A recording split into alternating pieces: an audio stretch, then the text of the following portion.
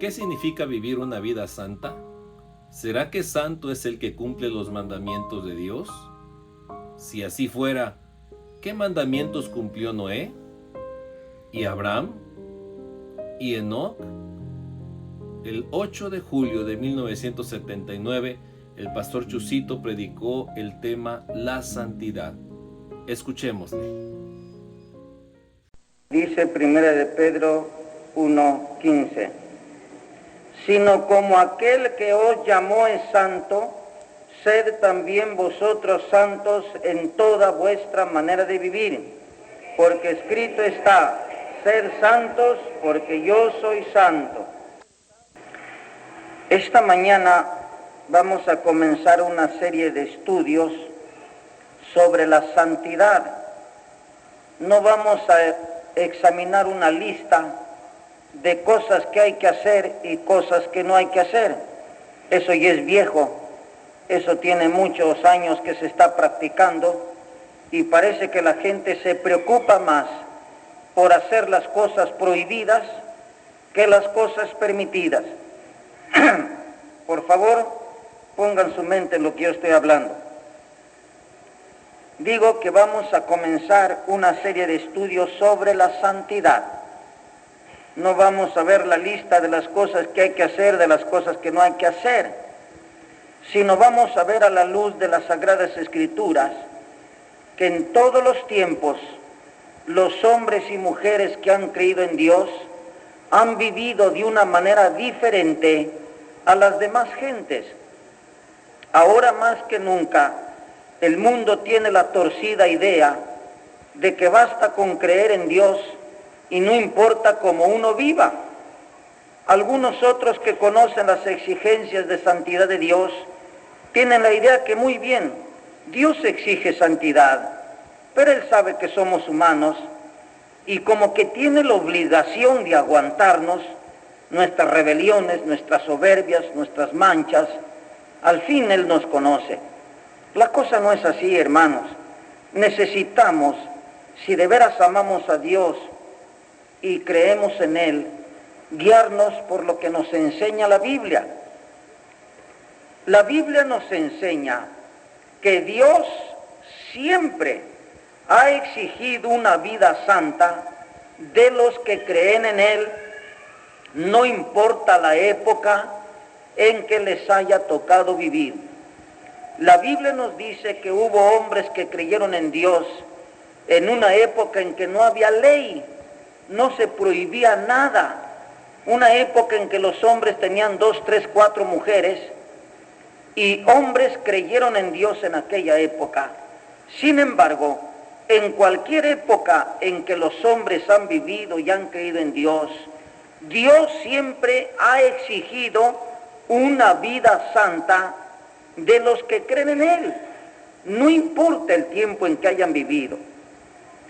En esta serie de estudios, hermanos, examinaremos la vida de las diferentes épocas de los hombres que han creído en Él. Fíjense, de los patriarcas, los sacerdotes, los reyes, los profetas, los apóstoles, los pastores y diáconos, y por último, la vida de la iglesia del Señor Jesucristo. Estos hombres de los cuales yo les he hablado, la Biblia nos enseña que su vida, aunque les tocó vivir muchos de ellos, cuando no había ley de Dios, cuando no había evangelio, ellos vivieron diferente a la demás gente que los rodeaba.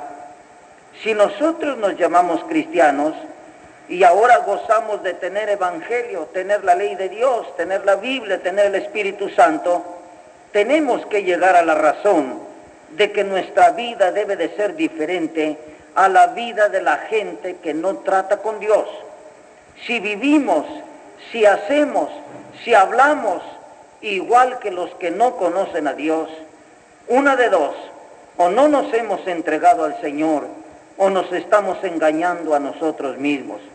Hermanos, la vida cristiana no es una carga. Aquellos que verdaderamente aman a Dios saben que es un privilegio ser cristiano Son una grande bendición haber conocido al Señor, haber sido perdonados nuestros pecados y tener sus promesas para nosotros. Dios ha prometido ayudarnos en cualquier situación, consolarnos en la tristeza y ayudarnos en la tentación. Pero eso sí, hermanos, los textos que hemos leído dicen, sino como aquel que os llamó es santo, sed también vosotros santos en toda vuestra manera de vivir, no solamente en una parte de la vida, sino en toda la vida. El último texto que leímos dice, porque escrito está, sed santos como yo soy santo. Amén.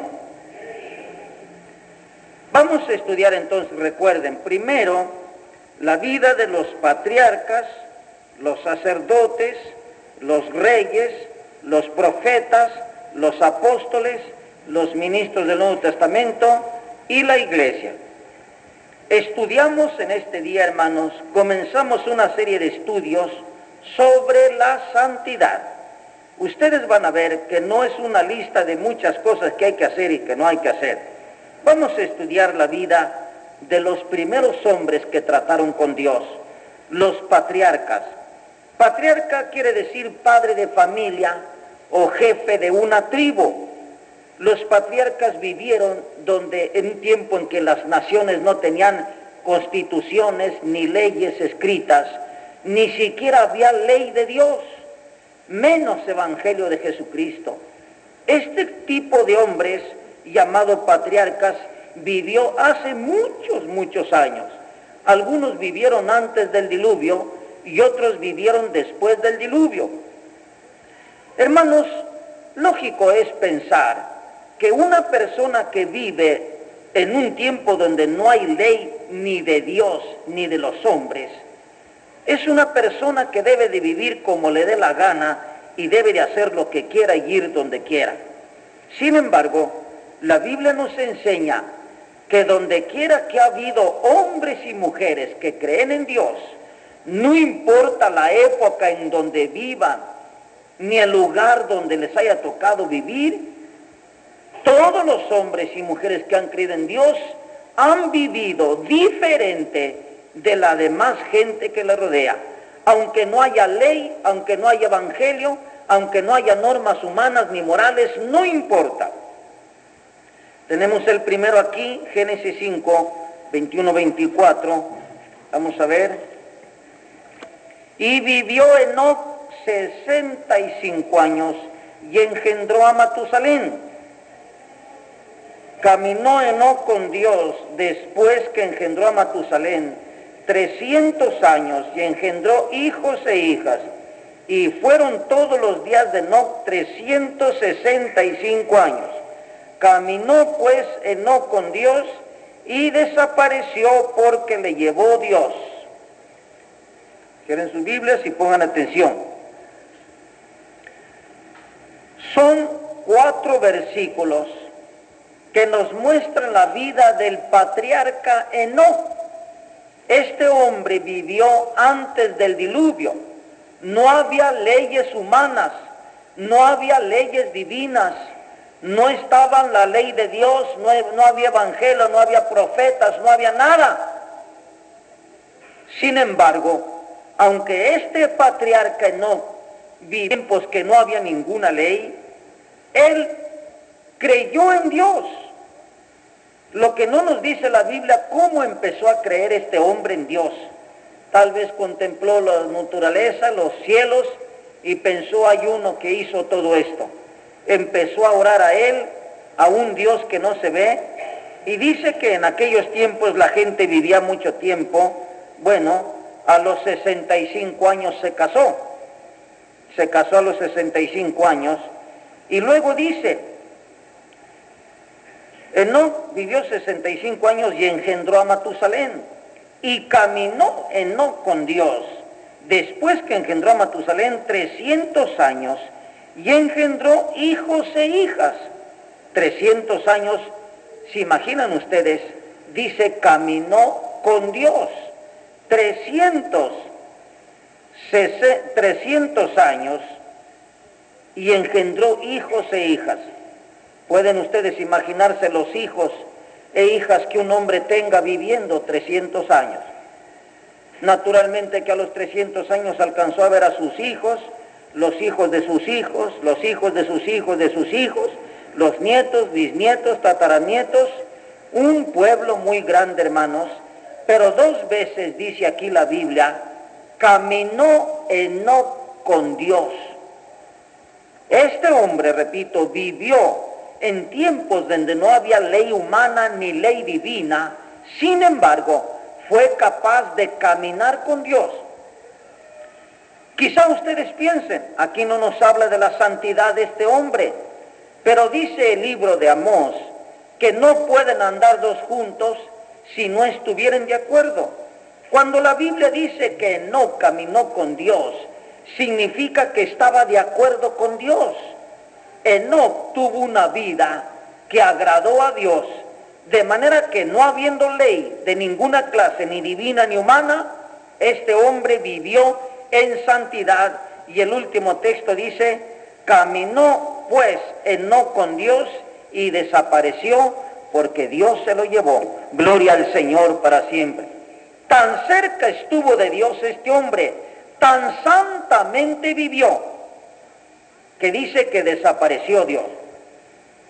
Si alguien se imagina que en aquel tiempo la gente era muy buena gente y había santidad, se equivoca, porque la Biblia dice que en tiempos antes del diluvio la tierra estaba llena de violencia y cada persona había corrompido su camino delante de sí.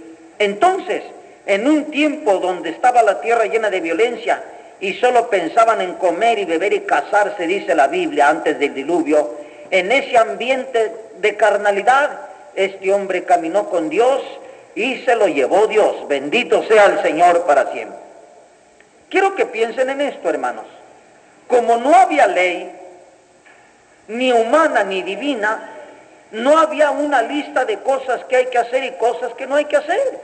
Sin embargo, este hombre pudo estar de acuerdo con Dios, al grado que caminó con Dios y en cuerpo y alma Dios se lo llevó. Repetimos, Dios ha exigido santidad de aquellos que creen en Él, no importa la época en que vivan y dónde vivan. Estamos estudiando la vida de los patriarcas. Aquí tenemos otro hombre, Génesis 7:1. Dijo luego Jehová a Noé, entra tú y toda tu casa en el arca, porque a ti he visto justo delante de mí en esta generación. Otro patriarca, Noé. Tenemos que comprender, hermanos, que nuestro tipo de vida que llevemos afecta segundas, terceras y cuartas personas, todo el ambiente que nos rodea, o para bien o para mal. Dice Proverbios que un pecador destruye mucho bien y un hombre santo beneficia mucho. Los mejores revolucionarios que ha tenido el mundo no son los que agarran la metralleta o la espada, los que mueven las masas. Los mejores revolucionarios han sido los santos de Dios, bendito sea el Señor, porque los hombres y mujeres santos han hecho temblar la tierra, hermanos, han conmovido a las gentes.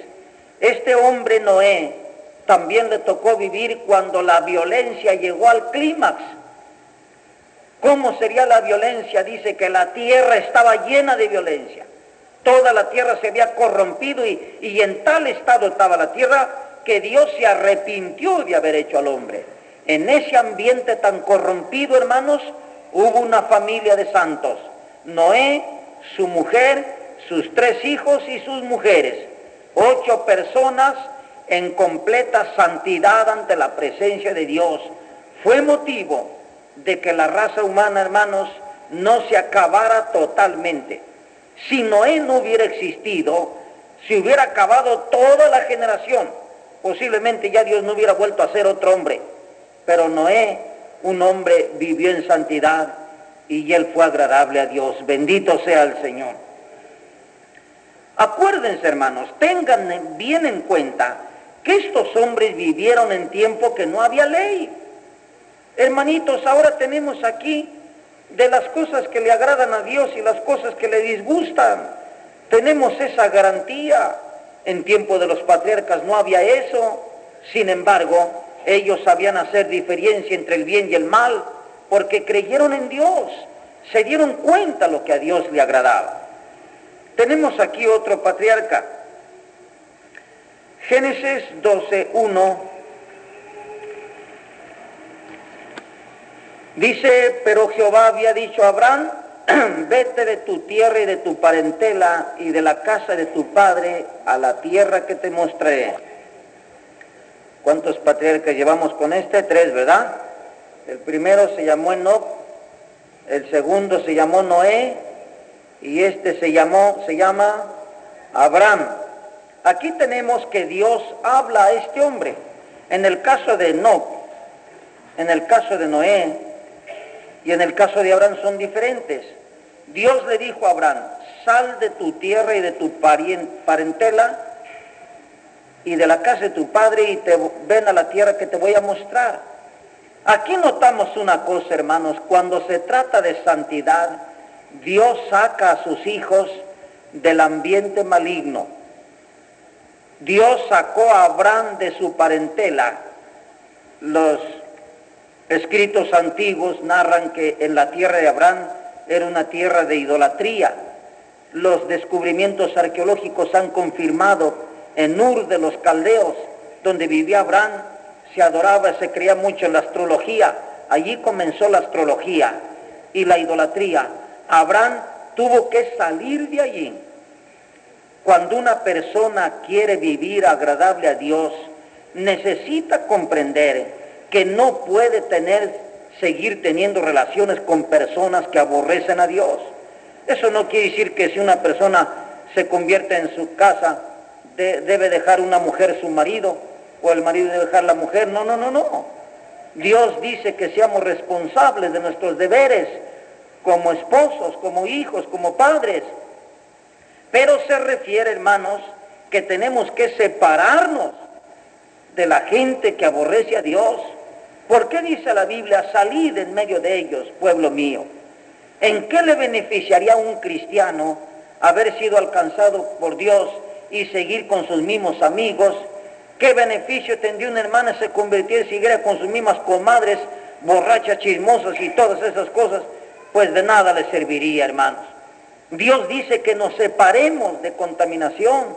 No significa eso que nos creamos muy santos, pero la Biblia dice: las malas conversaciones corrompen las buenas costumbres. Si un hermano se convirtiera y siguiera con sus mismos amigos perdidos, viciosos, pues es difícil que pudiera él ser consagrado a Dios. Dios le dijo a Abraham: sal de tu tierra y de tus parientes, sal de tu casa, sal de ese pueblo donde tú vives, porque el asunto está muy mal ahí, hay pecado, retírate de allí.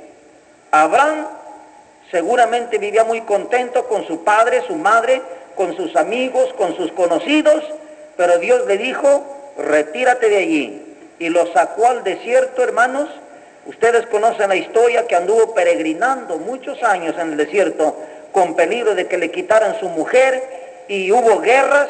Sin embargo, Abraham era un hombre que obedeció a Dios. Aleluya. En el capítulo 17, Dios le dice otras palabras. Génesis 17:1. Génesis 17:1. Era Abraham de edad de 99 años cuando le apareció Jehová y le dijo: yo soy el Dios Todopoderoso, anda delante de mí y sé perfecto. Anda delante de mí y sé ¿qué? ¿Pero qué quiere decir eso? Repito, ahora tenemos aquí las cosas que le agrada a Dios. Usted, hermana y hermano, podemos saber lo que a Dios le gusta leyendo su palabra, ¿no? Y lo que a Dios le desagrada. Pero en tiempos de Abraham no había Biblia, no había este libro, hermanos. Sin embargo, Dios le dijo: anda delante de mi presencia y sé perfecto. Bendito sea el Señor. Cualquiera le hubiera dicho: Señor, pero ¿cómo sé? ¿Cómo entiendo qué cosa es ser perfecto? Dios le dijo a Abraham: yo soy el Dios Todopoderoso. Anda delante de mi presencia y sé perfecto. Repito el título de estudio. Dios siempre ha exigido una vida santa de los hombres y mujeres que creen en Él. No importa el tiempo en que vivan, ni el lugar donde vivan. El hombre y la mujer que creen en Dios debemos de vivir en santidad, hermanos. Y aquí tenemos a estos patriarcas que vivieron donde no había ley, ni humana ni divina. A este anciano de 99 años Dios le dijo: anda delante de mi presencia, Abraham, y sé perfecto. Gloria al Señor, aleluya. Aunque no había ley, Abraham tenía que tener cuidado de su vida. Pero ¿cómo está esto, hermanos? No había alguna cosa que le dijera: sea honrado, no cometas adulterio, no hagas esto. Pues si no había ley. Sin embargo, Abraham había creído en Dios y Dios le dijo a Abraham: cuidado conmigo, yo soy el Todopoderoso, delante de mí marcha rectamente, Abraham, sé perfecto, aleluya, bendito sea el Señor. Para darnos una idea, hermanos, de lo que Dios esperaba de Abraham, tenemos el capítulo 22, versículo 1 y 2. El 1 dice: y aconteció después de estas cosas que probó Dios a Abraham y le dijo: Abraham, y él respondió: heme aquí. Y dijo: toma ahora tu hijo, tu único Isaac, a quien amas, y vete a tierra de Moriah y ofrécelo allí en holocausto sobre uno de los montes que yo te diré. Bueno, escuchen, hermanos, la perfección que esperaba Dios de Abraham es que Abraham amara a Dios más que sus propiedades, más que sus seres queridos. Como Isaac nació cuando Abraham tenía 100 años, ¿cómo amaba a Dios? ¿Cómo amaba Abraham a Isaac? Dice que hizo fiesta cuando le quitaron el pecho a Isaac. Cuando dejó de mamar, Abraham hizo fiesta. Se cree que Isaac tendría unos 12 años, más o menos era adolescente, cuando la criatura empieza a tomar forma de hombrecito, adolescente. Abraham se deleitaba mirando a su hijo, lo amaba con todo su corazón. Y dice que Dios probó a Abraham y le dijo: Abraham, toma tu hijo Isaac, tu hijo a quien amas, y ve a ofrecérmelo en un monte que yo te diré. Esa fue la prueba máxima, si Abraham amaba a Dios. Hace años que le había dicho: anda delante de mí y sé perfecto, Abraham. Dios le dio hijo en su vejez, y cuando ese hijo creció y estaba más hermoso, dijo Dios: dámelo ese hijo, ofrécemelo en holocausto. Bueno, hermanos, nosotros decimos que amamos a Dios, pero quién sabe hasta qué punto le amemos. Quién sabe si Dios nos reclamara lo que más amamos, nos quitara lo que más queremos, el esposo, la esposa, los hijos. Quién sabe si seguiríamos siendo los mismos cristianos. La santidad que Dios reclama de sus hijos es el amor a Dios sobre todas las cosas, hermanos. Es parte de la santidad que Dios reclama de sus hijos. Ofréceme a tu hijo. Fíjense que en toda la Biblia, escuchen, en toda la Biblia, el único hombre que fue llamado amigo de Dios fue Abraham. Gloria al Señor, aleluya. Qué precioso título, ¿verdad? Abraham, mi amigo, dice el Señor. Mi amigo Abraham. Seguramente que a Abraham le daba gozo decir: Dios es mi amigo, aleluya, gloria al Señor. Bueno, Jesucristo dice algo semejante: ustedes son mis amigos si hacen las cosas que yo les mando. Estamos estudiando, hermanos, la vida de los patriarcas, hombres que vivieron cuando no había ley de Dios ni ley de los hombres, sin embargo, vivieron en santidad.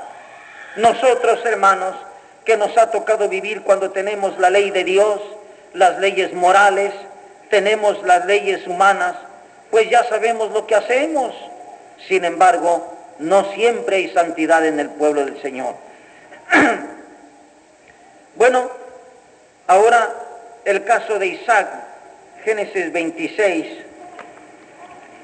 24 y 25, dice en Génesis 26, el versículo 24, Y se le apareció Jehová aquella noche, le dijo: yo soy el Dios de Abraham tu padre, no temas, porque yo estoy contigo y te bendeciré y te multiplicaré tu descendencia por amor de Abraham mi siervo.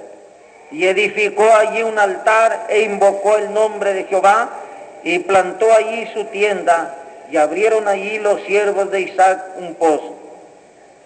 Aquí tenemos otro patriarca, el hijo de Abraham, que se llamó Isaac. Poco nos dice la Biblia, hermanos, de este hombre Isaac, pero sí nos enseña que era un hombre que amaba a Dios igual que su padre. Y Dios se le apareció y le dijo: Isaac, no temas, yo soy el Dios de tu padre, te voy a bendecir y te vas a multiplicar. Y dice que edificó allí un altar a Jehová. A ver, escuchen bien, nosotros tenemos una idea equivocada de los altares, ¿verdad? Como mucho tiempo fuimos católicos, el catolicismo nos dejó una idea de altar, una especie de mesa con muchas flores y muchas imágenes grandes y chicas, y hay un lugar para arrodillarse y ir a orar allí y encontrar a Dios. Hermanos, la cosa no es así. No es así. Los altares de que nos habla la Biblia, cuando un hombre hacía un altar, acomodaba las piedras o los adobes, Dios le dijo a su pueblo: vas a hacer altar de tierra para mí, altar de tierra. Y dice: si lo haces de piedra, no levantes el golpe contra ellas. Las piedras las acomodaban. Cuando un hombre hacía altar de Dios, hacía un altarón de piedras, unas sobre otras, en cuadro o largo, y allí ofrecía un cordero, un animal, lo sacrificaba, lo quemaba. Eso significa que el hombre que iba a adorar a Dios se reconocía pecador, reconocía que había ofendido a Dios y sacrificaba aquel animal como ofrenda por su pecado, como diciendo: yo merezco la muerte, Señor, pero este animal muere en mi lugar, acepta mi oración. Después que aquel animal moría, mientras se elevaba el humo de aquel holocausto, el hombre caía de rodillas pidiendo a Dios misericordia, y se quedaba aquel altar abandonado, y caminaban los peregrinos, los hombres que viajaban en aquel tiempo, y hacían otro altar diferente. Ese era el altar. Bueno, Dios habló a Isaac y dice que hizo un altar a Dios y invocó el nombre de Dios. La gente de aquellos tiempos, hermanos, no invocaba a Dios con ligereza. El nombre de Dios, hermanos, lo invocaban rara vez. Cuando invocaban el nombre de Dios les daba miedo, les daba temor, y cuando nombraban el nombre de Dios sentían temblor en su cuerpo. En esta manera tenían respeto a Dios. Isaac, el hijo de Abraham, vivió, hermanos, en el temor de Dios. Nos habla la Biblia de otro patriarca, Génesis 28, 11, 18.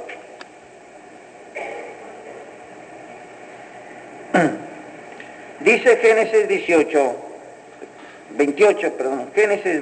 del 11 al 18. Y llegó a un cierto lugar y durmió allí, porque ya el sol se había puesto, y tomó de las piedras de aquel paraje y puso a su cabecera y se acostó en aquel lugar.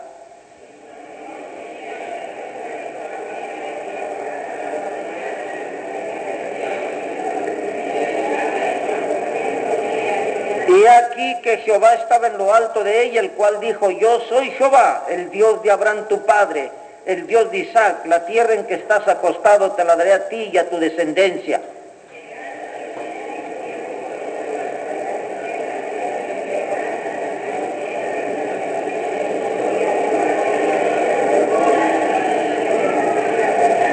He aquí yo estoy contigo y te guardaré por donde quiera que fueres, y volveré a traerte a esta tierra, porque no te dejaré hasta que haya hecho lo que te he dicho.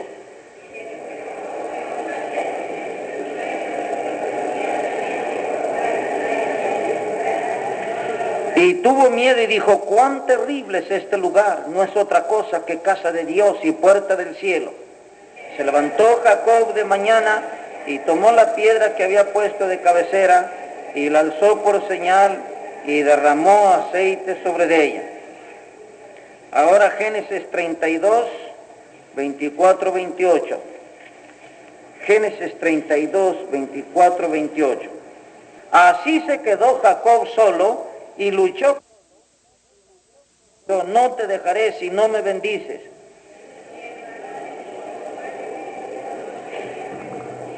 Unidos, y el varón le dijo, no se dirá más tu nombre Jacob sino Israel, porque has luchado con Dios y con los hombres y has vencido. Ahora pongan atención. ¿Se acuerdan cuántos patriarcas llevamos? Primero Enoc, luego Noé, luego Abraham, luego Isaac y ahora Jacob. Estamos estudiando, hermanos, la santidad, el tipo de vida que llevaron los hombres que creyeron en Dios. En el caso de Jacob, hermanos, en los textos que hemos leído vemos dos encuentros que tuvo Jacob con Dios. Una vez habiéndole quitado la primogenitura a su hermano, se la cambió por un plato de lentejas, su hermano lo quería matar y salió huyendo. Pobre de Jacob, salió huyendo por miedo de su hermano y dice que se acostó solito ahí en el monte y puso una piedra por cabecera y se durmió. Y luego soñó que había una escalera y ángeles que subían y bajaban. Y cuando despertó tuvo miedo. Dijo, qué terrible es este lugar. No es otra cosa sino puerta de Dios, casa del cielo. Puerta del cielo y casa de Dios. Hermanos, se cree que ese lugar donde este hombre durmió fue donde se edificó la ciudad de Jerusalén, fue el monte donde después, donde hace años querían sacrificar a Isaac, y fue allí, en ese lugar o cerca de allí, donde murió Jesucristo en la cruz. Este hombre, cuando despertó del sueño, tuvo miedo. Dice, qué terrible es este lugar. Es casa de Dios, puerta del cielo. Puso una piedra allí, derramó aceite, la puso por título y hizo un juramento a Dios.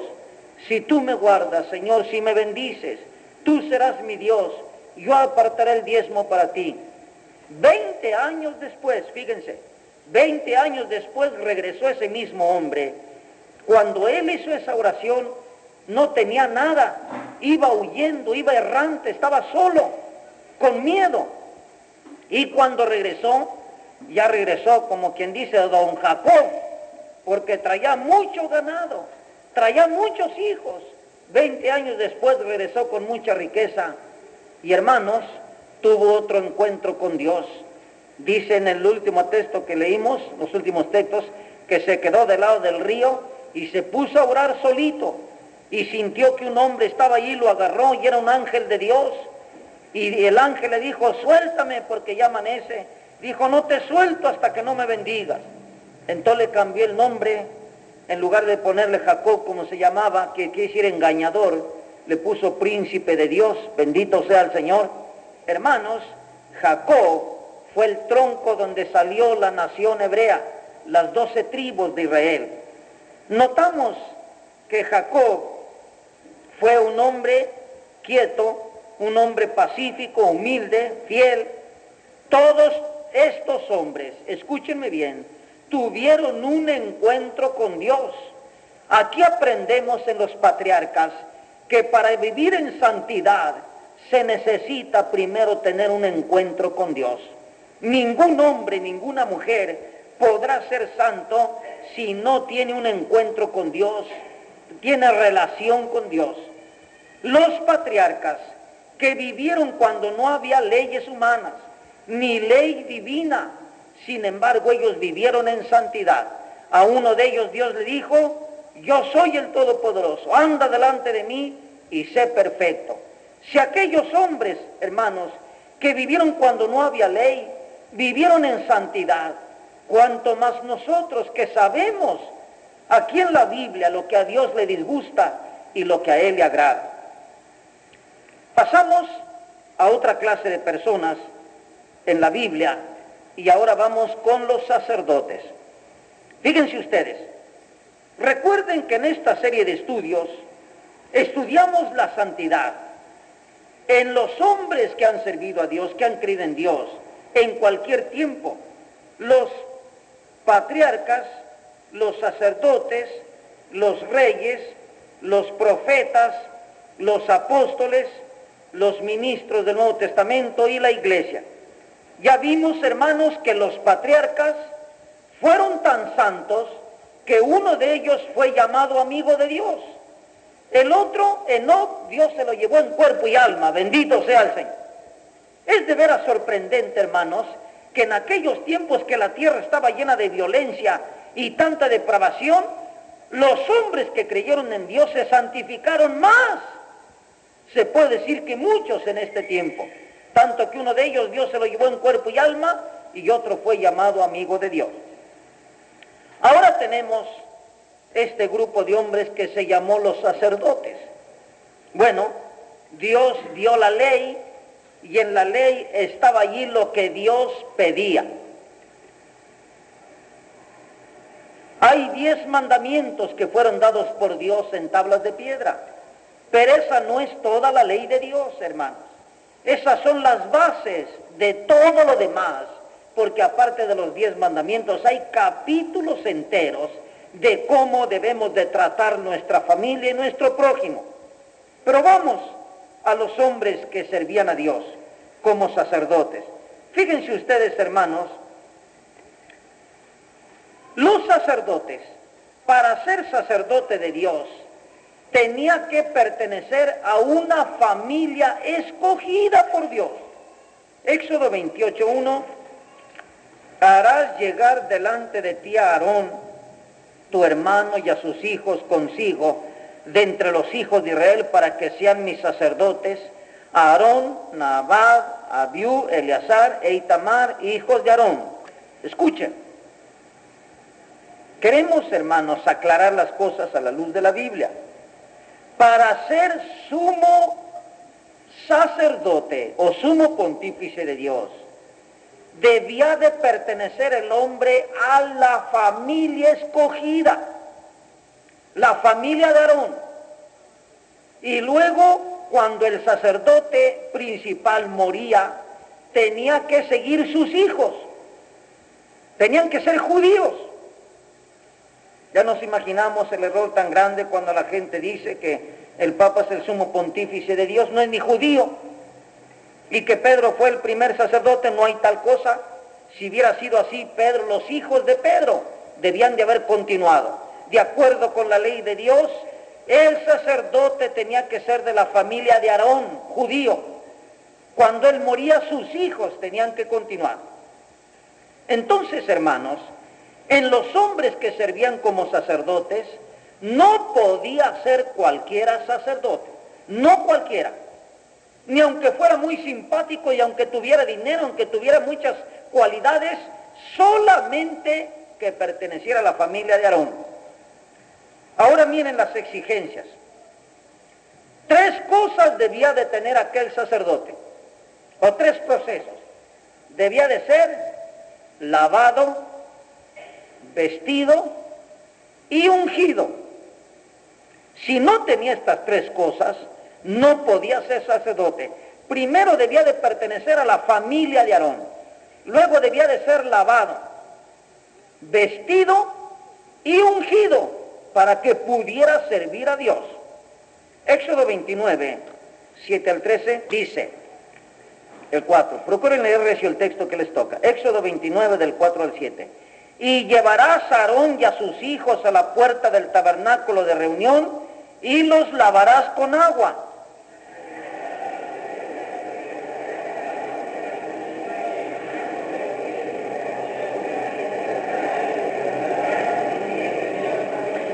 Y pondrás la mitra sobre su cabeza y sobre la mitra pondrás la diadema santa. Y luego tomarás el aceite de la unción y lo derramarás sobre su cabeza y le ungirás. No cualquiera iba a ser sacerdote. Si alguno está pensando, qué bueno que ahora cualquier hermano puede pararse tras el púlpito y dar un mensaje. No es así, hermanos. Vamos a estudiar en los domingos venideros, Dios mediante, los requisitos para servir a Dios en el Evangelio. Estamos examinando los requisitos para servir a Dios como sacerdote de la ley. Tenía que pertenecer a la familia escogida. Segundo, tenía que bañarse tenía que lavarse con agua, dice, y luego tenía que vestir las vestiduras sacerdotales. Existe en el libro del Éxodo un capítulo entero, hermanos, donde muestra la clase de vestidura que debía de tener el sacerdote. Debía tener una vestidura, hermanos, especial. De manera que no solamente debía de pertenecer a la familia escogida, debía de lavarse con agua bien, debía de vestirse las vestiduras y luego ungirse con aceite. Era el sacerdote, el aceite era símbolo del Espíritu Santo. Por eso dice el Salmo que la reunión de los cristianos en el Espíritu es como el buen óleo que desciende sobre la cabeza, la barba de Aarón, y ¿qué más? Que baja hasta el borde de sus vestiduras. Gloria al Señor. Entonces, el sacerdote debía de pertenecer a la familia escogida, debía de lavarse, debía de mudarse la vestidura sacerdotal, ponerse la vestidura sacerdotal y debía de ser ungido. Gloria al Señor. Luego, solo había de pensar en santidad. Éxodo 28, 36, 38. Haz además una lámina de oro fino y grabarás en ella como grabadura de sello, santidad a Jehová.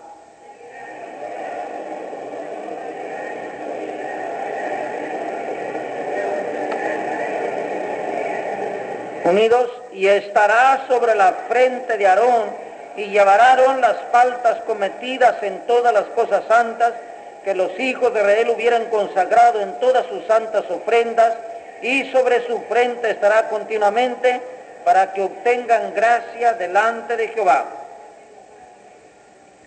Fíjense, hermanos, en la vestidura del sacerdote debía de poner en la tiara de la cabeza una planchita de oro con unas letras santidad a Jehová. Dice, y estará sobre su frente. Ese hombre no solamente debía de pertenecer a la familia escogida, debía de ser lavado con agua, vestido, ungido con aceite y siempre estar pensando santidad a Jehová. Por eso debía estar aquel letrero sobre su frente, santidad a Jehová, santidad. Se dice que sobre la tierra, aparte de Cristo desde luego, no ha habido hombre tan santo, en un lugar tan santo como el sacerdote del Señor en el lugar santísimo, único en la tierra, hermanos. ¿Cómo reclama Dios santidad de los que le siguen, de los que creen en Él? Cualquier hombre, cualquier mujer puede decir, yo creo en Dios, el Dios de los cielos es mi Dios. Mucho cuidado, hermanos, si realmente Dios es nuestro Dios, espera que nosotros seamos santos, bendito sea su nombre. Dice, como vuestro Padre que está en los cielos es santo, vosotros seréis santos. El capítulo 28 de Éxodo habla de las vestiduras del sacerdote. Bueno, increíble, hermanos, habla incluso de la vestidura interior, de la ropa interior. Éxodo 28, 42. Les harás calzoncillos de lino para cubrir su desnudez, serán desde los lomos hasta los muslos. A ver, pongan atención. ¿Tiene Dios cuidado de la ropa interior del sacerdote, hermanos? ¿Qué exigencias tan maravillosas de Dios? Aquí habla, hermanos, de la ropa interior del sacerdote. Dice, de lino, blanco, desde sus riñones hasta los muslos, dice, para cubrir su desnudez, la santidad de Dios. Pero no solamente, hermanos, habla que el sacerdote debía de ser de la familia escogida, debía de ser lavado, vestido, ungido, con una ropa interior blanca, sino también, hermanos, habla de su vida civil. Debían de ser casados. Levítico 21, 5 al 7. No harán tosura en su cabeza, ni raerán la punta de su barba, ni en su carne harán rasguños.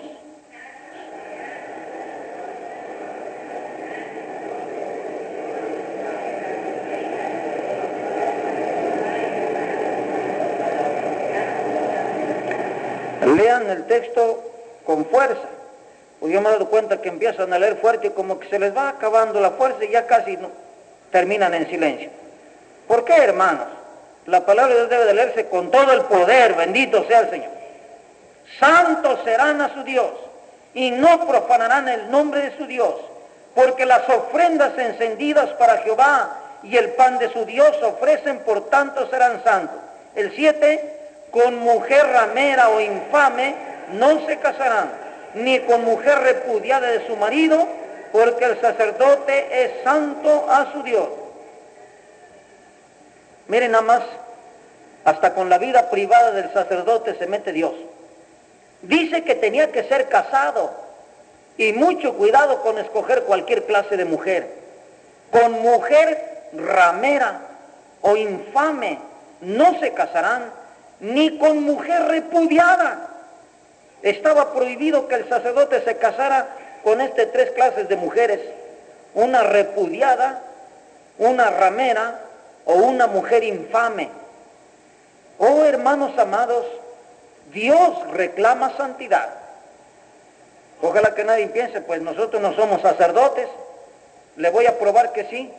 Si usted no falta estos estudios, va a ver que el Nuevo Testamento dice que usted y yo somos sacerdotes, bendito sea el Señor.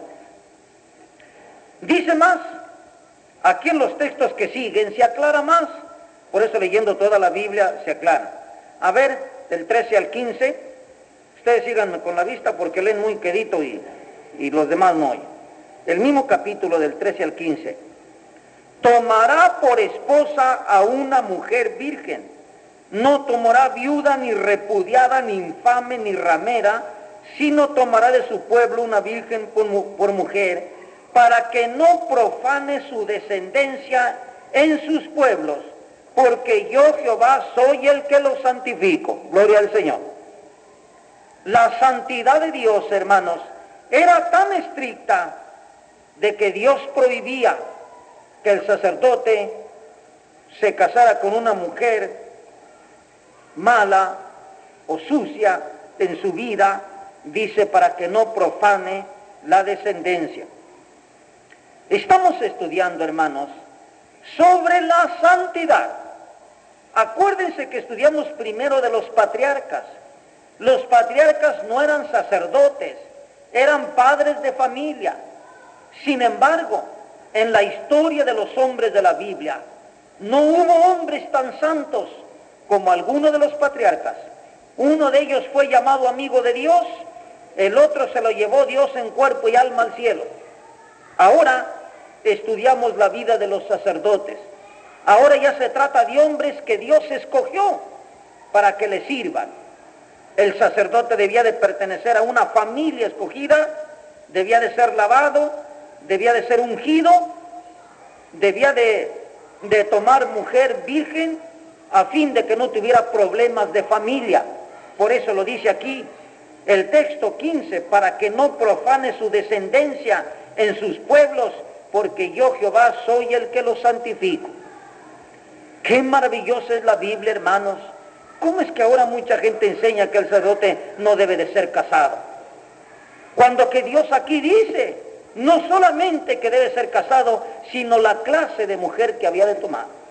Gloria al Señor, bendito sea Dios. Dios, hermanos, reclama santidad. Fíjense otra cosa. En Ezequiel 44:18, por eso les ruego que lean toda la Biblia, ella nos aclara muchas cosas. Ezequiel 44:18, turbantes de lino tendrán sobre sus cabezas y calzoncillos de lino sobre sus lomos, no se ceñirán cosa que los haga sudar. Qué raro, ¿verdad? Dice que no se pondrán ropa que los haga sudar. ¿Por qué Dios habla estas palabras, hermanos? ¿Por qué Dios pedía de los sacerdotes esto? Bueno, todos sabemos que cuando el cuerpo suda, y entre más suda, exhala mal olor. Todos entienden esto, ¿verdad? El sudor, entre más la persona suda, los humores de su cuerpo, pues, en unos momentos huelen mal. Y Dios es tan santo, hermanos, que Dios no quería que los sacerdotes sudaran. Dios no quería que los sacerdotes olieran mal. Gloria a Dios, aleluya. ¿Qué santidad exigía Dios, hermanos? ¿Qué rectitud? No se pondrán ropa que los haga sudar. Entonces a Dios no le gusta el mal olor, ¿verdad? ¿O sí? Seguro que no. Dios no le gusta el mal olor. Los malos olores Dios los repudia. Dice que los sacerdotes, los que servían allí en el santuario, no se ponían ropa que los hiciera sudar. Un sacerdote que oliera mal en el santuario era una ofensa a Dios. ¿Se imaginan, hermanos, la santidad?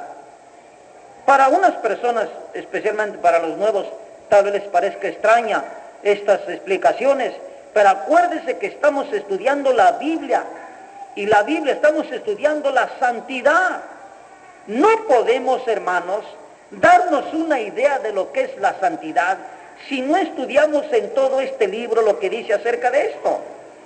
Si agarramos solo el texto que cogimos al principio, vosotros seréis santos como yo soy santo. Decimos amén, así sea, pero ¿qué es eso?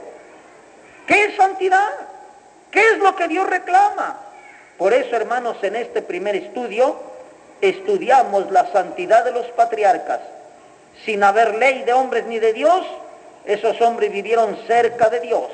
A uno de ellos Dios dijo, sé perfecto delante de mí. Y le llamó su amigo. A otro se lo llevó. Esos hombres vivían en santidad. Para darnos una idea más clara de lo que es santidad, estudiamos de los sacerdotes. Lavado, ungido, vestido, de la familia que Dios había escogido, no debía de tener relaciones con una mujer mala, debía de casarse con una señorita, a fin de que sus hijos no tuvieran problemas más adelante. Por si aquella mujer, otro hombre lo dejó, sus hijos tendrían problemas, como a veces acontece, no siempre sucede así, pero a veces sí. Por eso Dios dijo, el sacerdote no tomará mujer repudiada, ni ramera, ni infame, mujer virgen. Estamos hablando, hermanos, de la santidad que Dios elegía de los sacerdotes. Reclamaba, les dijo la ropa interior, el tiempo se nos ha terminado, pero aquí dice hasta la clase de comida que había de comer el sacerdote. A Dios la gloria, aleluya, gloria al Señor. Y si usted lee la Biblia, hallará que unos hijos del sacerdote por ahí se fueron a tomar sus copas y llegaron muy emocionados a ofrecer el incienso que Dios no les dijo y cayeron muertos. Tuvieron que sacarlos con unos ganchos, arrastrarlos fuera por ofrecer fuego extraño. Entonces Dios dijo, dile al sacerdote que no tome bebidas embriagantes, dijo el Señor. Hermanos, Dios exige santidad, bendito sea su santo nombre. No, nosotros no somos patriarcas, ni tampoco somos sacerdotes del Antiguo Testamento. Pero ¿no acaso es el mismo Dios, hermanos? Es el mismo, ¿verdad? Y Él reclama santidad de nosotros. Santidad. Vamos a orar al Señor, hermanos, que Dios nos ayude para obedecerle, para hacerlo recto delante de su presencia. Bendito Señor, te adoramos, te glorificamos, te bendecimos tu nombre, porque a través de esta palabra nos enseña, Señor, que tú eres santo y que nosotros debemos de ser santos. Eso es la verdad, Señor. Eso es la verdad, Dios mío. Tú eres santo y tu pueblo tiene que ser santo. Ayúdanos, Señor. Ayúdanos para estudiar tu palabra y conocer lo que a ti te agrada y lo que tú desprecias. Ayúdanos para seguir el ejemplo de no caminar contigo, caminar día y noche contigo, Señor. Ayúdanos para seguir el ejemplo de Abraham, Abraham tu amigo, Abraham el hombre que vivió agradándote. Ayúdanos para llevar una vida como aquellos sacerdotes, Señor, una vida de limpieza en el cuerpo y en el alma, Señor. Oh Dios, gracias por esta palabra tuya, gracias por la enseñanza de tu palabra, bendito sea tu nombre, gracias a ti, Señor.